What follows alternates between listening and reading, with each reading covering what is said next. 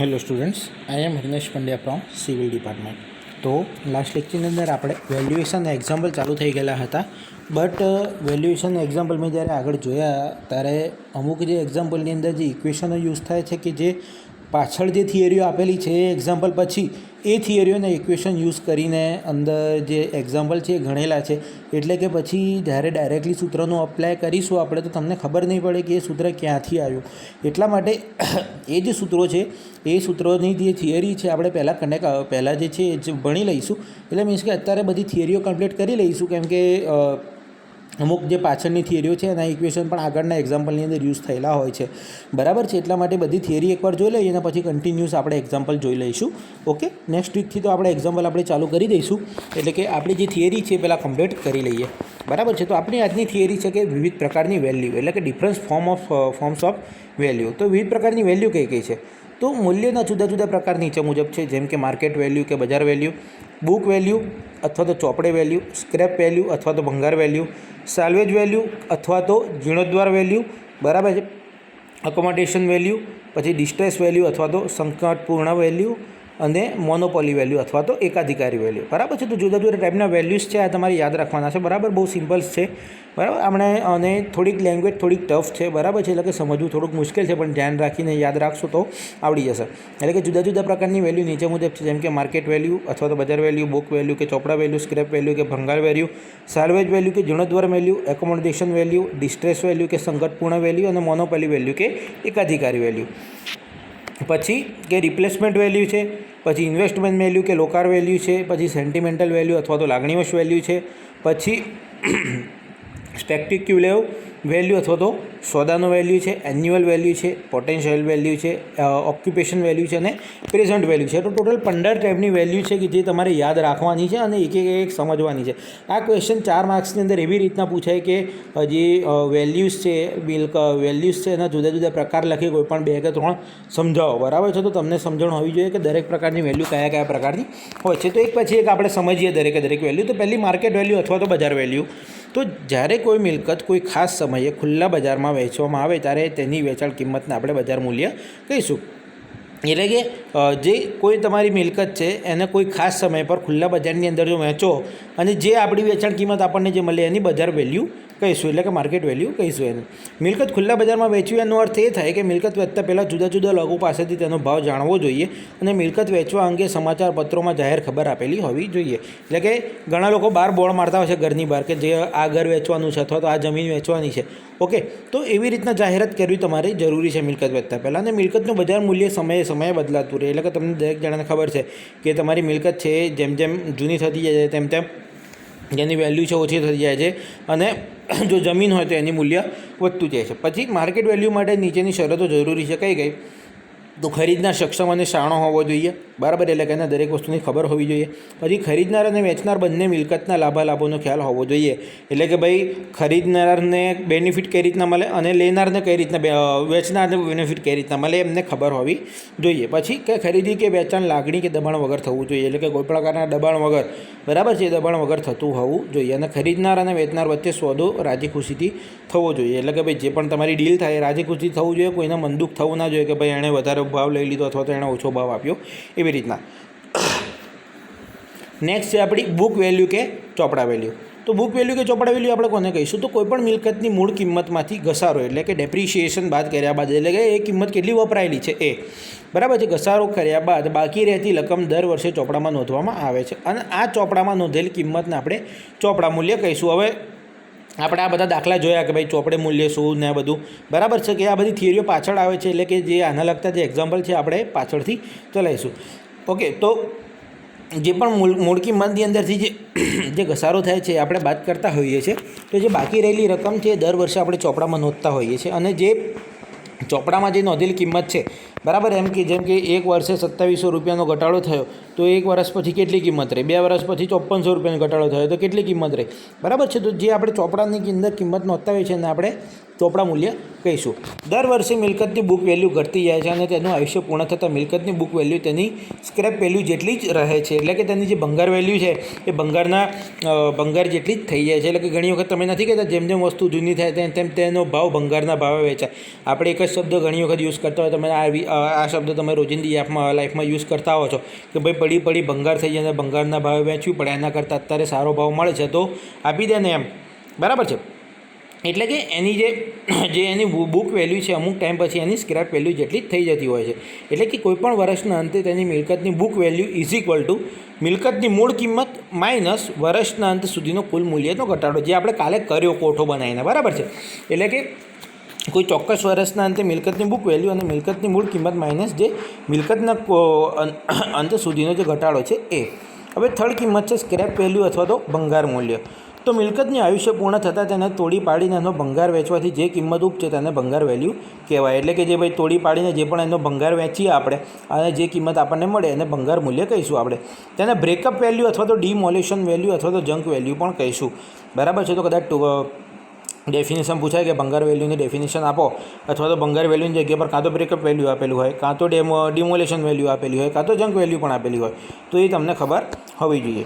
પછી મિલકત તોડીને લોખંડ, લાકડું, ઈંટો વગેરે વેચી દેવામાં આવે છે અને કોઈ જૂના મશીન માટે તેના વિવિધ ભાગો છૂટા કરીને વેચવાથી ઉપજેલ કિંમત તેનું ભંગાર મૂલ્ય છે. એટલે ઘણી વાર તમને ખબર છે કે ભાઈ મશીન જૂના થઈ જાય તેના સ્પેર પાર્ટ વેચી દેતા હોય છે, બરાબર છે. અને જે કિંમત ઉપજે આપણે એની ભંગાર વેલ્યુ કહીશું.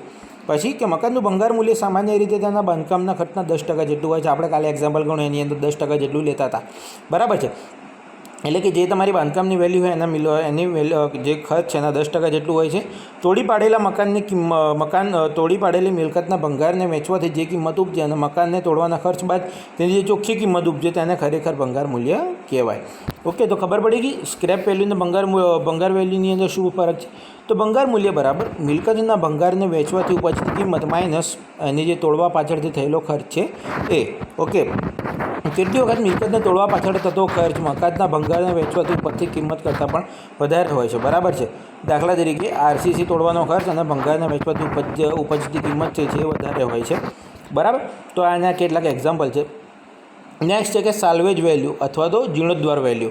તો મકાનની મિલકતનું આયુષ્ય પૂર્ણ થતાં તેને તોડ્યા વગર વેચી દેવામાં આવે તો તેની ઉપજતી કિંમતને એને જીર્ણોદ્ધાર મૂલ્ય એટલે કે સાલ્વેજ વેલ્યુ આપણને કહીશું.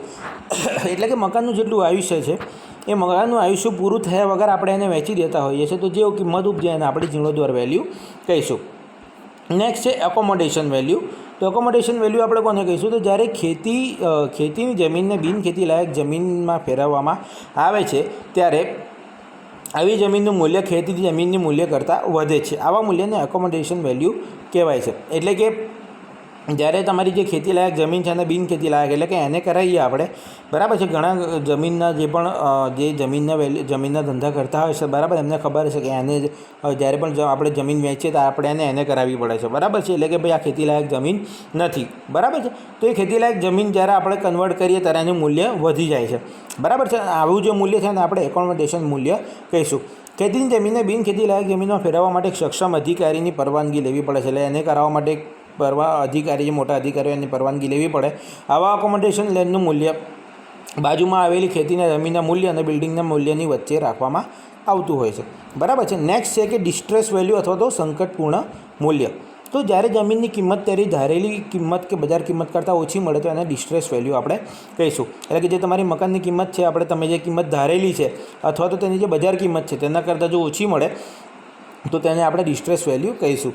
તો મકાનની કિંમત ઓછી મળવાના કારણો કયા કયા છે, તો ભાઈ વેચનારની નાણાં ભીડ. એટલે કે ભાઈ એક બહુ જ એની પૈસાની તંગી હોય અને એ પછી તમને ખબર છે કે ઘણી વખત પૈસાની તંગી હોય તો ઓછા ભાવે લેવો પણ કોઈ પણ માણસ તૈયાર થઈ જતો હોય કેમ કે પૈસાની ખૂબ જ જરૂર હોય, બરાબર છે ને. ઘણા લોકો આવા માણસનો ફાયદો પણ ઉઠાવતા હોય છે કે ભાઈ ઓછા ભાવે સારી વસ્તુ લઈ લેતો હોય છે. પછી યુદ્ધ કે કોમી હુલ્લડનો ભય, એટલે કે કોઈ પણ તોફાન થવાનો હોય એનો ભય હોય.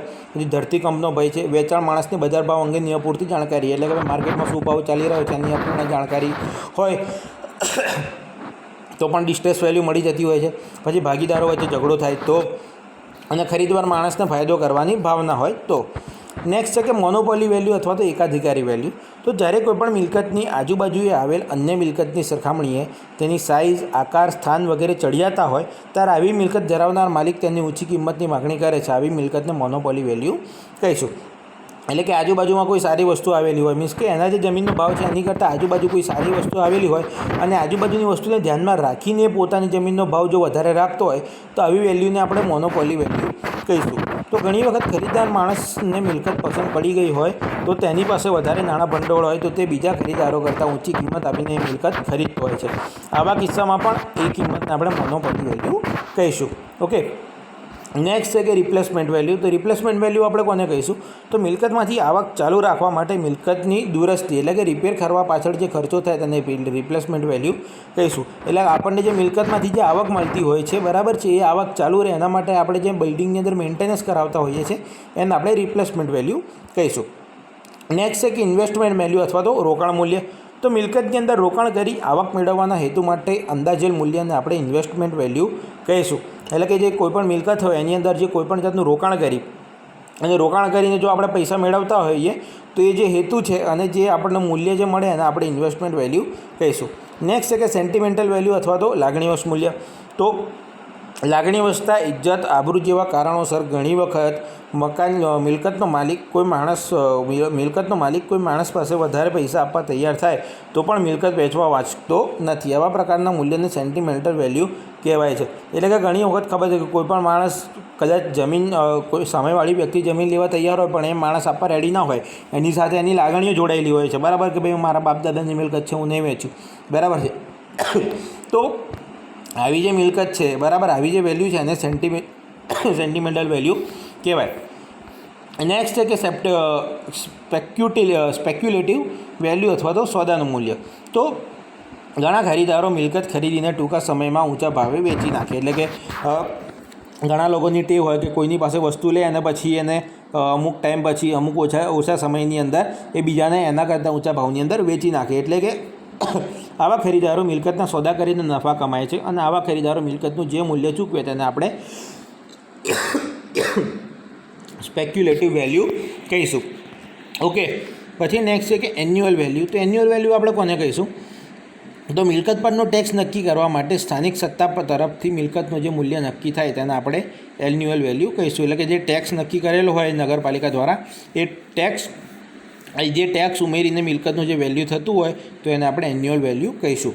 નેક્સ્ટ છે કે પોટેન્શિયલ વેલ્યુ. તો પોટેન્શિયલ વેલ્યુ આપણે કોને કહીશું?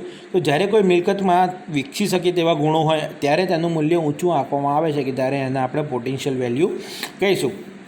એ કે તમને ખબર છે કે ભાઈ મારી આજુબાજુ ડેવલપમેન્ટ થવાનું છે અને ડેવલપમેન્ટ થશે ત્યારે જે જમીન છે એનો ભાવ વધશે, બરાબર છે. તો એવું જે તમે એઝ્યુમ કરો, એવી જે વેલ્યુ એઝ્યુમ કરો એને આપણે પોટેન્શિયલ વેલ્યુ કહીશું. દાખલા તરીકે શહેરની આજુબાજુમાં આવેલી ખેતીલાયક જમીન અને બિલ્ડિંગ પોટેન્શિયલ ધરાવતા હોય છે, આવી જમીનનું મૂલ્ય ઊંચું મળતું હોય છે, બરાબર. નેક્સ્ટ છે કે ઓક્યુપેશન વેલ્યુ.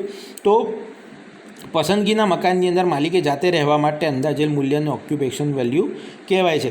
એટલે કે મકાન માલિક જે જાતે રહેવા માટે જે મૂલ્ય અંદાજતો હોય છે એને આપણે ઓક્યુપેશન વેલ્યુ કહીશું. અને ઓક્યુપેશન વેલ્યુ એ બજાર કિંમત કરતાં હંમેશા થોડીક વધારે જ હોય છે. ઓકે, નેક્સ્ટ છે એની પ્રેઝન્ટ વેલ્યુ. તો અમુક સમય પછી મળનાર રકમનું વ્યાજની ગણતરી કરી નક્કી થતું અત્યારનું મૂલ્ય તેની પ્રેઝન્ટ વેલ્યુ કહેવાય, બરાબર છે. એટલે કે અમુક સમય પછી જે મળનારી રકમ છે એનું વ્યાજ ગણીએ આપણે કે કેટલા ટકા વ્યાજ ઉમેરીશું, બરાબર છે. તો એ વ્યાજની ગણતરી કરીને નક્કી થાય એને આપણે અત્યારનું મૂલ્ય અથવા તો એની પ્રેઝન્ટ વેલ્યુ આપણે કહીશું. ઓકે, નેક્સ્ટ છે કે માર્કેટ વેલ્યુ અને બુક વેલ્યુ વચ્ચેનો તફાવત. આપણે માર્કેટ વેલ્યુ જોઈએ અને બુક વેલ્યુ જોઈએ. એ માર્કેટ વેલ્યુ અને બુક વેલ્યુ વચ્ચેનો તફાવત આપણે જોઈએ. તો જ્યારે કોઈપણ મિલકત ખુલ્લા બજારમાં વેચવામાં આવે ત્યારે તેની વેચાણ કિંમતને માર્કેટ વેલ્યુ આપણે કહીશું. કે જ્યારે કોઈપણ મકાનમાંથી મૂળ કિંમતમાંથી ઘસારો બાદ કર્યા બાદ જે બાકી રહેતી રકમ છે અને જે આપણે દર વર્ષે ચોપડામાં નોંધતા હોઈએ છીએ તેને આપણે બુક વેલ્યુ કહીશું, બરાબર. આ વેલ્યુ ખરીદાર નક્કી કરતો હોય છે કે ત્યારે આ વેલ્યુ ડેપ્રિશિએશનના દરથી નક્કી થાય છે. એટલે કે કેટલો ઘસારો થયો છે એના દરથી નક્કી થાય છે. સંજોગો પ્રમાણે માર્કેટ વેલ્યુ વધતી હોય કે ઘટતી હોય કે પછી સમય જતાં જે બુક વેલ્યુ છે ઘટતી હોય છે અને ક્ષીણ ના થાય તેવી ચીજોની બીવી અચળ હોય એટલે કે બુક વેલ્યુ અચળ રહેતી હોય છે, બરાબર છે. એટલે કે જેને નાશ ના થઈ શકતી હોય તેવી જે મિલકતો છે તેની બુક વેલ્યુ અચળ રહેતી હોય છે. પછી કિંમતાંક વધવાથી માર્કેટ વેલ્યુ વધે છે કે જ્યારે કિંમતાંક વધવાથી બુક વેલ્યુની અંદર વધારો થતો નથી. પછી મિલકતનું મૂલ્ય નક્કી કરવા માટે માર્કેટ વેલ્યુની જરૂર પડે છે કે જ્યારે અકાઉન્ટ બુકમાં નોંધવા માટે બુક વેલ્યુની જરૂર પડતી હોય છે. પછી કે કોઈપણ પ્રકારની મિલકત માટે માર્કેટ વેલ્યુ લાગુ પાડી શકાય છે કે જ્યારે જમીન ધાતુની ચીજવસ્તુઓ માટે બુક વેલ્યુ લાગુ પાડી શકાતી નથી. પછી માર્કેટ વેલ્યુ મિલકતની કોસ્ટ પર આધારિત નથી કે જ્યારે બુક વેલ્યુ મિલકતની કોસ્ટ પર આધારિત છે. પછી પુરવઠો, ખપત, વિકાસ વગેરે પરિબળો માર્કેટ વેલ્યુને અસર કરે છે કે જ્યારે આવા પરિબળો જ્યારે બુક વેલ્યુને અસર કરતા નથી. પછી માર્કેટ વેલ્યુને મિલકતના આયુષ્ય સાથે કોઈપણ સીધો સંબંધ નથી કે જ્યારે બુક વેલ્યુને મિલકતના આયુષ્ય સાથે વધવા બુક વેલ્યુ છે મિલકતના આયુષ્ય વધવા સાથે ઘટતું હોય છે. બરાબર છે. અને વ્યાજનો દર વધે તો માર્કેટ વેલ્યુ ઘટે અને બુક વેલ્યુને માર્કેટના વ્યાજ દર સાથે કોઈપણ જાતનો સંબંધ નથી. બરાબર. આ કદાચ 2 થી 3 માર્ક્સમાં પૂછાઈ શકે કે ભાઈ માર્કેટ વેલ્યુ અને બુક વેલ્યુ વચ્ચેનો તફાવત આપો. બહુ સિમ્પલ ને સાદી લેંગ્વેજમાં આપેલો છે, તમે એકવાર વાંચો તો પણ તમને યાદ રહી જશે. બરાબર છે. નેક્સ્ટ છે કે સ્ક્રેપ વેલ્યુ અને સાલ્વેજ વેલ્યુ વચ્ચેનો તફાવત, એટલે કે જે આપણે સ્ક્રેપ વેલ્યુ અને સાલ્વેજ વેલ્યુ જોઈએ એ બંને વચ્ચે તફાવત શું છે. તો આ પણ પૂછાય છે 3 થી 4 માર્ક્સની અંદર કે ભાઈ સ્ક્રેપ વેલ્યુ અને સાલ્વેજ વેલ્યુ વચ્ચેનો તફાવત આપો. તો જોઈએ તો મિલકતનું આયુષ્ય પૂર્ણ થતાં તેને તોડી પાડીને ભંગાર વેચવાથી જે કિંમત ઉપજે તેને આપણે સ્ક્રેપ વેલ્યુ કહીશું. બરાબર. સ્ક્રેપ એટલે કે ભંગાર કહીશું, એટલે કે ભંગાર વેચવાથી જે વેલ્યુ ઉપજે આપણે એને સ્ક્રેપ વેલ્યુ કહીશું. અને સાલ્વેજ વેલ્યુ એટલે શું, તો મિલકતનું આયુષ્ય પૂર્ણ થતાં તોડ્યા વગર તેને વેચી દેવામાં આવે અને જે ઉપજતી કિંમત છે એને આપણે સાલ્વેજ વેલ્યુ કહીશું. એટલે કે મકાનને તોડી પાડ્યા વગર જે એની કિંમત ઉપજે એને આપણે એની સાલ્વેજ વેલ્યુ કહીશું. મિલકત તોડીને લોખંડ, લાકડું, ઈંટો વગેરે વેચી દઈ શકાય છે કે જ્યારે મિલકતની અંદર આની અંદર તોડવામાં આવતી નથી. પછી આ મૂલ્યની અંદર મિલકત તોડવાનો ખર્ચ એડ થાય છે કે જ્યારે આ મૂલ્યની અંદર મિલકત તોડવાનો ખર્ચ થતો નથી. પછી કે કેટલી વખત ભંગારમાંથી મળતી રકમ કરતાં મિલકત તોડવાનો ખર્ચ વધી જાય છે કે જેથી સ્ક્રેપ વેલ્યુ નેગેટિવ આવતી હોય. બરાબર. એટલે ઘણી વખત એવું થાય કે ભાઈ તમે જે સ્ક્રેપ વેલ્યુ જે સ્ક્રેપ વેચવાનો છો એના કરતાં એને તોડવાનો ખર્ચ પણ વધી જતો હોય છે. બરાબર છે. આવા સંજોગોની અંદર જે સ્ક્રેપ વેલ્યુ છે નેગેટિવ આવતી હોય છે કે જ્યારે મિલકત તોડવાની ન હોવાથી સાલ્વેજ વેલ્યુ નેગેટિવ ન આવી શકે. બરાબર. પછી મિલકતનો ભંગારનો મિલકત તરીકે ઉપયોગ કરી શકાય નહીં. એટલે કે જે મિલકતનું જે ભંગાર છે એનો મિલકત તરીકે ઉપયોગ ના કરી શકે જ્યારે મિલકત આખી રહેતી હોવાથી વૈકલ્પિક ઉપયોગ થઈ શકતો હોય છે. અને લાસ્ટ છે કે મિલકતનું આયુષ્ય પૂર્ણ થઈ ગયા બાદ ડેપ્રિસિએશનની ગણતરી કરતી વખતે તેની સ્ક્રેપ વેલ્યુ ધ્યાનમાં લેવામાં આવતી હોય છે અને આ સ્ક્રેપ વેલ્યુ મિલકતની કિંમતના લગભગ 10% જેટલી હોય છે. આ દરેક મુદ્દા આપણે આગળ જોયા જ છે.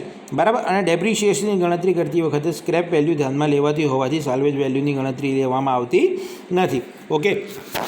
તો સિમ્પલ સ્ક્રેપ વેલ્યુ અને સાલ્વેજ વેલ્યુ વચ્ચેનો તફાવત પણ તમને ખબર પડી ગઈ. બહુ જ નાનો છે અને સિમ્પલ લેંગ્વેજમાં છે. 1-2 વખત વાંચશો તો તમને યાદ રહી જશે. નેક્સ્ટ છે કે મિલકતની વેલ્યુને અસર કરતા પરિબળો. આ પણ 4 માર્ક્સની માટે આઈએમપી ક્વેશ્ચન છે, પૂછાઈ શકે છે કે ભાઈ મિલકતની વેલ્યુને અસર કરતા પરિબળો જણાવો. Factor affecting value of property. તો એની વેલ્યુને અસર કરતા પરિબળો કયા છે? તો પહેલું છે પુરવઠો અને માંગ, ડિમાન્ડ એન્ડ સપ્લાય. તો જો મિલકતો વધારે અને ખરીદનાર ઓછા હોય તો મિલકતનું મૂલ્ય ઓછું થઈ જાય અને જો મિલકતો ઓછી અને ખરીદનાર વધારે હોય તો મિલકતનું મૂલ્ય વધી જાય. બરાબર છે. બે રીતના ડેફિનેશન બની શકતી હોય છે કે જો મિલકત વધારે અને ખરીદનાર ઓછા હોય તો મિલકતનું મૂલ્ય ઓછું થાય. એટલે કે સિમ્પલ કે જો તમારી વસ્તુઓ વધારે હોય અને જો તમારી વસ્તુઓ વેચાતી ના હોય તો એનું મૂલ્ય ઓટોમેટિકલી ઓછું થઈ જાય કે ત્યારે તમારી વસ્તુઓ ઓછી હોય પણ સામે ખરીદનારો વધારે હોય તો એનું મૂલ્ય ઓટોમેટિકલી વધી જતું હોય છે. પછી કે જાળવણી એટલે કે મેન્ટેનન્સ. તો જો મિલકતની જાળવણી સારી રહે તો તેનું મૂલ્ય વધારે મળે છે. પછી કે જનસંખ્યામાં વધારો એટલે કે રાઇઝ ઇન પોપ્યુલેશન. તો શહેરીકરણના લીધે જનસંખ્યા વધે તો મિલકતનું મૂલ્ય વધે છે. એટલે કે જે પણ આ શહેરીકરણની અંદર જે કન્વર્ઝેશન થતું હોય તેની અંદર જો જનસંખ્યા વધે તો મિલકતનું મૂલ્ય વધી જતું હોય છે. અને અસાધારણ પરિસ્થિતિઓ. પછી અસાધારણ પરિસ્થિતિઓ એટલે શું? તો અબનોર્મલ કન્ડિશન એટલે કે કોઈ અચાનકતાની કન્ડિશન આવી જેવી કે યુદ્ધ છે, તોફાન છે, આતંકવાદ છે, ધરતીકંપ જેવી ભયની પરિસ્થિતિમાં મિલકતનું મૂલ્ય વધી જાય. એટલે કે એવી કોઈ જગ્યા પર તમારું મિલકતો હોય કે જે જગ્યા પર તમારો આતંકવાદી હુમલો થવાની શક્યતા હોય, ધરતીકંપ આવવાની શક્યતા હોય, તોફાનો થવાની શક્યતા હોય તો મિલકતનો ભાવ ઓટોમેટિકલી ઘટી જાય કેમ કે એવી જગ્યા પર કોઈ મિલકત લેવા રેડી ના થાય એટલે. પછી બાંધકામનો ખર્ચ એટલે કે કોસ્ટ ઓફ કન્સ્ટ્રક્શન. તો જેમ જેમ બાંધકામ ખર્ચ વધારે તેમ મિલકતનું મૂલ્ય વધારે કારણ કે પ્રાઇસ ઇન્ડેક્સની અંદર અવમૂલ્યન દરમાં ઝડપથી ફેરફાર થાય. બરાબર છે. એટલે કે જેમ બાંધકામ ખર્ચ વધારે હોય તેમ તમારું મિલકતનું મૂલ્ય પણ વધારે હોય છે. પછી કે ખરીદવાનો હેતુ. તો પર્પઝ ઓફ પરચેસ. તો કોઈપણ માણસ પોતાના રહેવા માટે મકાન ખરીદે તો તેનું મૂલ્ય વધારે હોય છે. બરાબર છે, કે કોઈ પણ માણસ જો પોતાના પર્સનલ રહેવા માટે મકાન ખરીદતો હોય તો તેનું મૂલ્ય વધારે હોય.